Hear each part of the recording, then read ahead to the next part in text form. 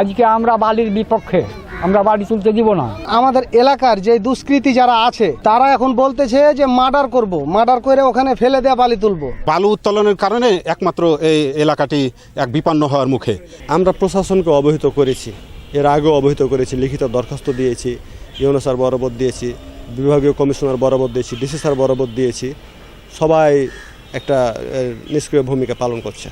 যারা যে বালুমহল পায় তারা ওই নির্দিষ্ট এলাকার মধ্যে থাকে না, তারা হয়তো আশেপাশে যেখানে ভালো বালু পায় সেখানে অনেক সময় চলে যায়। নির্ধারিত এরিয়ার বাইরে গিয়ে অবশ্যই বালু উত্তোলনের কোনো সুযোগ নেই। আজকে আমরা বালির বিপক্ষে, আমরা বাড়ি তুলতে দিব না। ওরা জোর করে বালি তুলবে, এই কারণে ওরা হয়তো টলার ফলার লোকজন লাঠি মাদ্রা সব কিছু দিয়ে আসে। আমরা কিন্তু তুলতে দিব না। আমরা বাইচা থাকা পর্যন্ত আমরা বালি তুলতে ওরাকে দিব না। সরকার যদি ওরাকে দিয়ে থাকে কাগজপত্র এসে সরকারের লোক এসে বালি তুলবে, কিন্তু আমরা ওকে পাবলিককে বাড়ি তুলতে দিব না। এটা আমাদের বক্তব্য। আর আমার ভাঙ্গা এলাকা সব ভাঙ্গা ছিল, সব কৃষ্ণপাত হয়েছে। আমরা নিজের স্বার্থে, আমরা জনগণের সাধারণ জনগণের স্বার্থে আমরা কিন্তু এগুলো সবগুলো ঝাঁপা করছি। একক কাজ স্বার্থ নয়। সাদা আলাচুরি দিতে আলাচুরি একটা ইউনিয়ন বিলন হয়ে গেছে সম্পূর্ণ। সব দেবনগরের মধ্যে বাস করে, আর কিছু মানুষ সব চলে গেছে গোদাগাড়ি পার হয়ে। আমাদের দাবি যে বাড়ি তুলতে দিব না আমরা, এটাই আমাদের দাবি। বালু তুললে কি ধরনের ক্ষতি বা ক্ষতি হয়? আমাদের ক্ষতি তো ভাঙন হয়ে যাবে, নদী চলে আসবে, ভেঙে চলে আসবে, বাড়ি ঘর ভেঙে সব সূত্রপাত হয়ে যাবে, জমি নেমে যাবে, বাড়ি নেমে যাবে। দাবি আমাদের এটা। লাঠি সোঁটালে জনগণ নেমেছে অবৈধ বালু উত্তোলনের বিরুদ্ধে। এখন আমাদের এলাকার যে দুষ্কৃতী যারা আছে তারা এখন বলতেছে যে মার্ডার করব, মার্ডার করে ওখানে ফেলে দেয়া বালি তুলবো। এটা প্রশাসনকে বলতে চাই, আমাদের শান্তি শৃঙ্খলা পরিবেশে এরকম যদি কোনো কিছু হয় তারা যেন তাড়াতাড়ি ব্যবস্থা নেয়। সাংবাদিকদের বলছি, আপনারা জাতির বিবেক, এই কথাটা সর্বোচ্চ মকাম যারা ঊর্ধ্বতম কর্মকর্তা আছে প্রশাসনের তাদের কাছে যেন যায়, যে বালুমহলের যারা অবৈধ বালুমহল ইজারা করে, টাকা দেয়া হোক, যে কোনো কারণে হোক, এই নদী যারা বালু খেগো তাদের বিরুদ্ধে যেন ব্যবস্থা নেই। আমাদের চর, এই চরটা যাচ্ছে, শত শত মন বাদাম হয়েছে, হাজার হাজার মন চিনে হয়েছে, ধান হয়েছে, আর তিল হয়েছে ইত্যাদি, এক বছরের ভিতরে। তো এই জিনিসগুলো আমরা কৃষক এতে থেকে বঞ্চিত হচ্ছি। নদীর এক পাশ ভাঙে আর এক পাশ গড়ে, আর যদি মাঝখানে টেজার ভিড়া থাকে তাহলে তো আর কিছু হয় না, গর্তই থাকে, বাঁধগুলা ভাঙে। আমরা তো এক বছরে 3 বারও বাড়ি ভাঙছি এই বাঁধ হওয়ার আগে। অনেক কষ্টর ফলে এই বাঁধ পেয়েছি। আমরা এলাকার জনগণ এই বাঁধটাকে টিকিয়ে রাখতে চাই। বিশেষ করে সরকারকে বলতে চাই, সরকারের কাছে আমাদের আকুল আবেদন যেন বালু খেগোদের বিরুদ্ধে ব্যবস্থা নেই, তারা যেন ভবিষ্যতে আর মাঠে না নামতে পারে। বালু উত্তোলনের কারণে একমাত্র এই এলাকাটি এক বিপন্ন হওয়ার মুখে। মানুষ এভাবে দেখি যে মাঝে মাঝে প্রায় প্রতিরোধ করে, এইভাবে ঝামেলা সৃষ্টি হয়।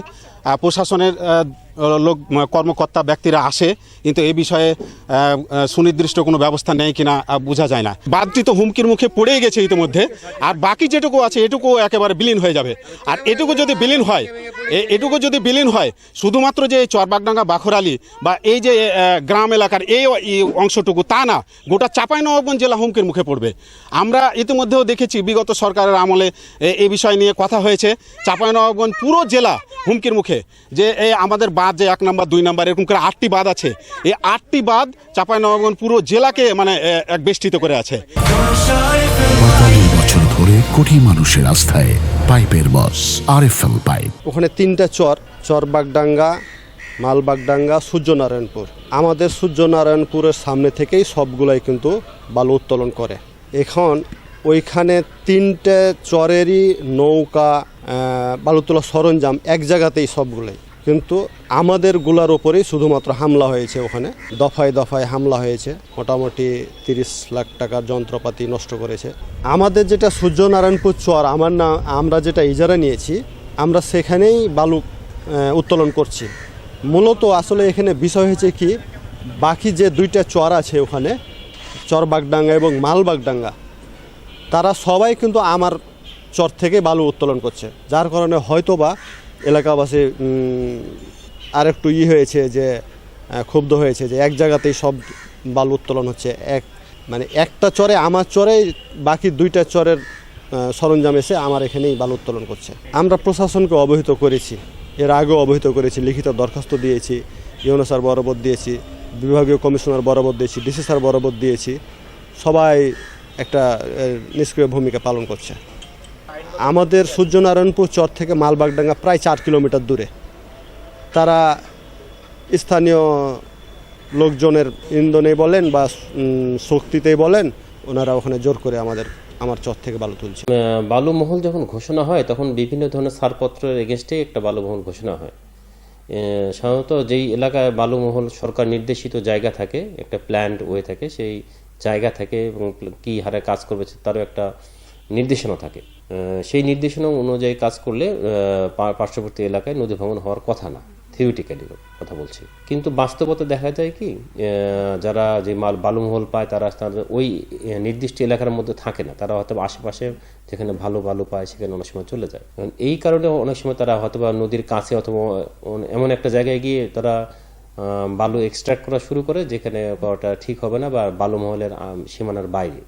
এরকম যাতে যদি হয় তাহলে তাৎক্ষণিকভাবে আমরা স্থানীয় যে প্রশাসন আছে, যে প্রশাসনের সহযোগিতায় বালুর যে কার্যক্রম সেটা বন্ধ করে তাদের জন্য যে নির্দিষ্ট জায়গা আছে সেই জায়গা থেকে যাতে তারা বালু তোলে সেই ব্যবস্থা আমরা জানাই এবং পরবর্তীতে পদক্ষেপ গ্রহণ করি।